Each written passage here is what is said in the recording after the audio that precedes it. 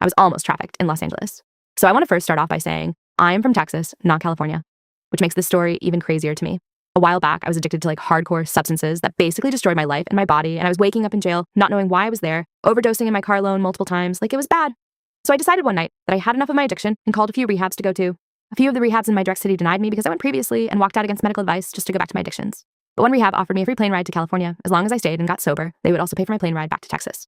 Knowing my situation, this immediately felt like a better idea than to find a rehab in my own city, because I knew if I went to one in my own city, I would most likely just walk out again and go back to the same lifestyle. But if I went to a whole different state, I would have no choice but to follow through with the rehabilitation, or else I would be homeless. I decided to go, and long story short, I made a few bad decisions and freaked out and left the rehab and ended up homeless in a state that I was not even from, with no money, and nobody I knew was close enough to help me. The first few nights I thought to myself I would be fine and I would figure something out, but then weeks passed. My phone died and I was still homeless. At this point, I genuinely started to really worry about my situation. I walked to a gas station and charged my phone, and I started calling multiple different rehabs in the area, begging them to let me stay there, explaining my situation without telling them that I left the previous one. A few of them denied me, but there was one that answered and was immediately offering me an Uber to the facility without even asking me many questions. I felt relieved, but something at the back of my mind was questioning this. The person on the phone gave off a very weird feeling, and my intuition was telling me that I should not go to this rehab. But because of my dire circumstances, I was literally desperate and just started crying over the phone because I was scared to be homeless even longer in Los Angeles.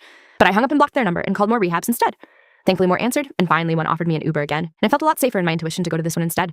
They bought me an Uber and I went there, falling asleep on the car ride there, because I hadn't slept in days. When I arrived and finished my intake and was taken to the house I was going to be staying at, I met my roommate, who had just got there too. I noticed that he had a bloodied shirt, and when he smiled at me, a few of his teeth were missing, and I thought to myself, man, I thought I had it bad, and I asked him what happened. He told me that he had just escaped a rehab he was previously at. The rehab was trying to take a life insurance policy out on him and kill him, and they beat and abused him, and they were trafficking other people. I asked him the name of the rehab, and when he told me, my heart sank.